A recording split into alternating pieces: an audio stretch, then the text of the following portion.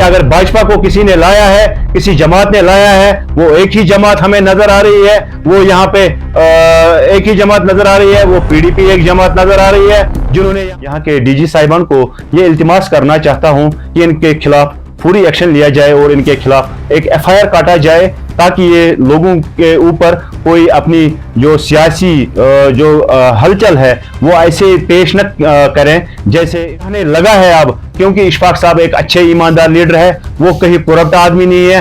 अब इन लीडरों को मैं बताना चाहता हूं जिन्होंने यहाँ पे भाजपा सरकार को यहाँ बरसदिकदार लाया, ये जो आज की देन है ये इन्हीं लोगों की देन है। हमें ये लोगों को समझना चाहिए। अगर बुलाने का कि कल कुछ एलिमेंट्स जो है यहाँ के पीडीपी के जो यहाँ पे थे, तो उन्होंने कुछ सवाल उठाए थे हमारे लीडर के खिलाफ एज पर प्रोटोकॉल के हिसाब से। तो मैं आपको बताना चाहता हूँ कि सारे लोगों को मैं पहले बताना चाहता हूँ, खासकर मैं अपने गांधरबल के अवाम को, बाशूर अवाम को ये बात बताना चाहता हूँ कि जो इन्होंने कल इशफाक साहब के हमारी जो लीडरशिप है जबार फाउंडेशन की, उसके जो चीफ है, उस पर जितने भी क्वेश्चन उन्होंने उठाए हैं प्रोटोकॉल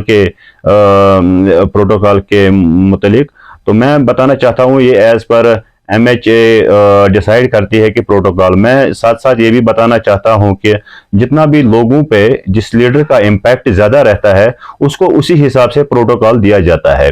ये पहले इन अनपढ़ लोगों को और गवार लोगों को पता होना चाहिए इस बात का कि किस लीडर को कितना प्रोटोकॉल मिलना चाहिए। तो ये अब बौखलाहट के शिकार हो गए हैं।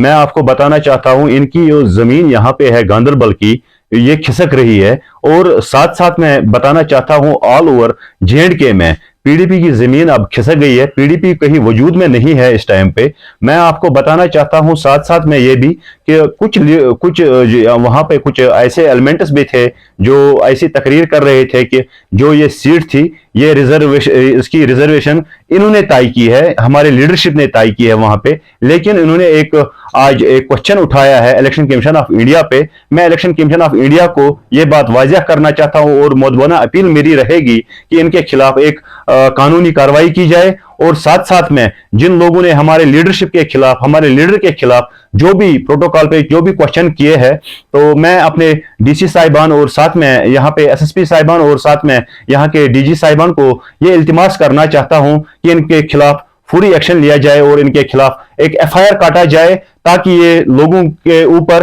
कोई अपनी जो सियासी जो हलचल है वो ऐसे पेश न करें जैसे इनको लगे कि यहाँ का माहौल खराब होने में इनका। मैं आपको साथ साथ ये भी बताना चाहता हूं कि हमारा जो लीडर है शेख इशफाक जब्बार साहब, उन्होंने ऑलरेडी घर में एक जान निशावर किया है इस कौम के लिए। उन्होंने ऑलरेडी एक कुर्बानी दी है हमारे इस कौम के लिए।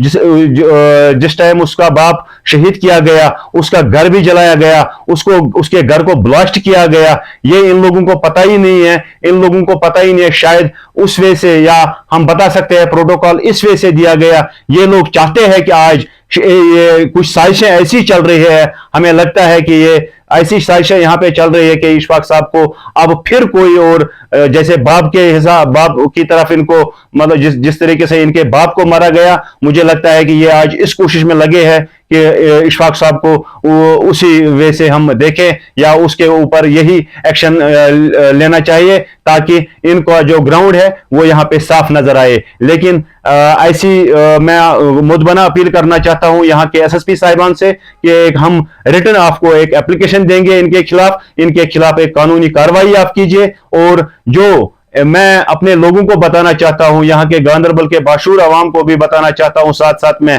ये ऐसा प्रोटोकॉल है, इसलिए प्रोटोकॉल दिया गया है क्योंकि इनके लीडरों को क्यों नहीं प्रोटोकॉल मिला है। आप देखें जरा, 2019 के बाद ये कहीं ग्राउंड पे नजर नहीं आ रहे हैं। 2019 के बाद अगर कोई लीडरशिप यहां नजर आ रही है, वो शेख इशफाक जब्बार लोगों के साथ मिलता जुलता है। और कदम कदम मैं आपको बोलूं, या कोई गली कोचा नहीं उसने छोड़ा है जहां पर उसने डेवलपमेंट का निजाम यहां गांधरबल के अवाम के खातिर कायम किया हुआ है। जी, पता होना चाहिए, लोगों को पता होना चाहिए कि अगर भाजपा को किसी ने लाया है, किसी जमात ने लाया है, वो एक ही जमात हमें नजर आ रही है, वो यहाँ पे एक ही जमात नजर आ रही है, वो पीडीपी एक जमात नजर आ रही है, जिन्होंने यहाँ पे भाजपा को यहाँ पे सरकार में अपने साथ लिया और लोगों के साथ इनको मिलाया और श्रीनगर का सेक्रेटरीट यहाँ पे दिखाया।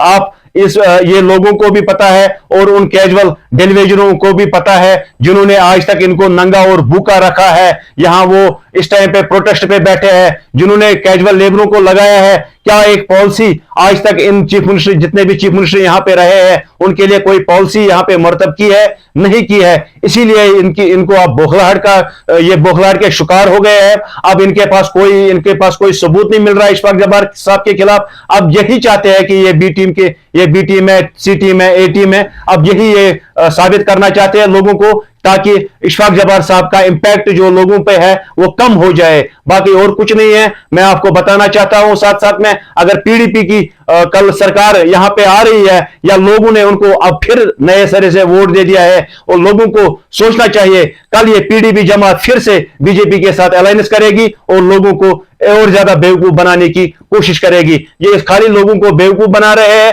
और कुछ नहीं है। हमने दो जमातों को आज तक देखा है यहाँ पे, नेशनल कॉन्फ्रेंस को भी और पीडीपी वालों को भी, पीडीपी जमात को भी हमने देखा है। इनको हमने वोट दिया है, यहाँ की आवाम ने हमने इनको वोट दे दिया है, लेकिन ये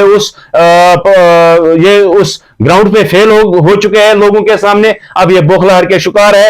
ये अब प्रोटोकॉल अपना देख रहे हैं। अब मुझे इस बात की भी उम्मीद है इंशाअल्लाह रहमान, ये जो पीडीपी की मोहतरमा जो है महबूबा मुफ्ती साहिबा, उसने उस टाइम पे ये भी कहा था कि जब तक यहाँ पे स्टेट वापस न दिया जाए या 370 बहाल ना किया जाए, मैं तब तक कोई पार्टिसिपेशन नहीं करूंगी इलेक्शन में। और उमर साहब ने भी ये वादा दे दिया था यहाँ के जम्मू एंड कश्मीर के लोगों को कि हम तब तक इलेक्शन में हिस्सा पार्टिसिपेट नहीं करेंगे जब तक हमें 370 और 35 से हमें स्टेट वापस न मिलनी चाहिए। तो मुझे लगता है, मुझे यही उम्मीद है कि इन लीडरों पे तो ये तब तक इलेक्शन भी नहीं लड़ेंगे जब तक इनको 370 और 35 से वापस नहीं मिलेगा। तो ये अपने लोगों के साथ अपना वादा पूरा करेंगे। शुक्रिया sir, thank you. Thank you.